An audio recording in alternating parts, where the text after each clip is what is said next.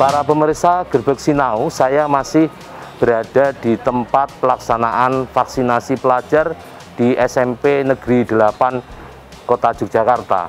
Hari ini saya ternyata ditemani oleh beberapa ibu-ibu yang luar biasa ini. Ibu Kepala Sekolah SMP Negeri 8 Yogyakarta, Ibu Kepala Sekolah SMP Negeri 1 Yogyakarta, dan Ibu Kepala Sekolah SMP Bob Kri Kota Yogyakarta. Kenapa ketiga beliau hadir di sini? Karena SMP Negeri 8 adalah tuan rumah pelaksanaan vaksinasi ini.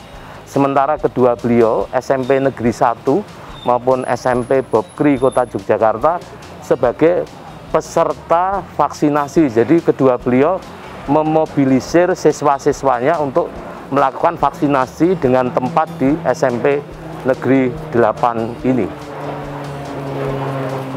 Hari ini saya ingin coba menanyakan kepada Kepala Sekolah SMP Negeri 8 tentang bagaimana situasi dalam pelaksanaan vaksinasi ini. Mungkin bisa diceritakan Ibu, sudah berapa kali vaksinasi ini di SMP Negeri 8 dan rencananya akan berapa kali? Monggo silakan Ibu. Iya Bapak, jadi vaksinasi yang pertama kemarin pada saat pencanangan vaksinasi pelajar bagi pelajar di Kota Yogyakarta, pelajar SMP di Kota Yogyakarta, itu sudah diawali hari Senin tanggal 19 Juli 2021. Pesertanya semua siswa kelas 7, 8, 9 SMP Negeri 8 Yogyakarta yang belum divaksin dan yang memenuhi syarat. Yang tidak memenuhi syarat itu misalnya yang berusia di bawah 12 tahun, itu belum diperkenankan. Ada siswa kami sekitar 26 siswa yang belum. Ditambah dengan peserta hari Senin itu kemarin dari Paskibraka Kota Yogyakarta juga hadir di SMP Negeri 8 Yogyakarta. Jadi di hari pertama kemarin sekitar 1000 siswa sudah melaksanakan vaksin di sekolah. Rencananya di sini berapa kali Bu sebagai tuan rumah? Rencananya SMP Negeri 8 mendapat amanah dari pemerintah Kota Yogyakarta melalui Dinas Pendidikan Pemuda dan Olahraga Kota Yogyakarta 2 kali.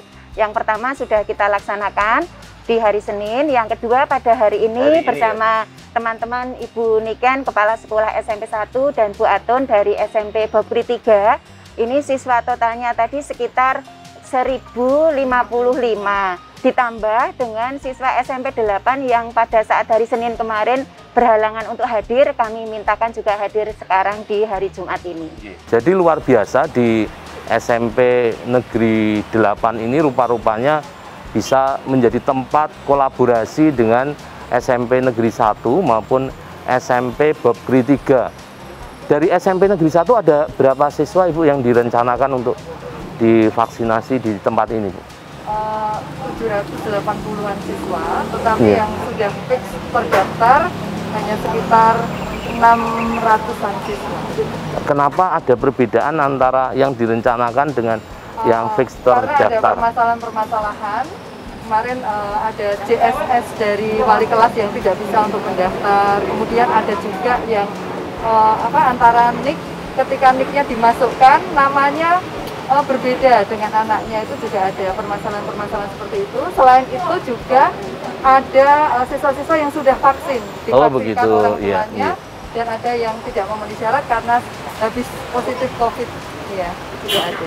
Ya, jadi kita melihat dari SMP Negeri 1 ini, kita sebetulnya menginginkan jumlah sebagaimana tadi Ibu Kepala Sekolah sudah menyampaikan, tetapi target ini belum tercapai karena atas berbagai macam alasan ya tadi. Ada alasan yang memang sudah divaksinasi, alasan yang kedua memang sempat kena COVID-19 sehingga jangka waktunya membutuhkan sesuatu yang dipersyaratkan begitu. Nah, harapannya yang belum tervaksinasi ini pada saatnya nanti ya akan divaksinasi tetap dalam kerangka vaksinasi pelajar begitu.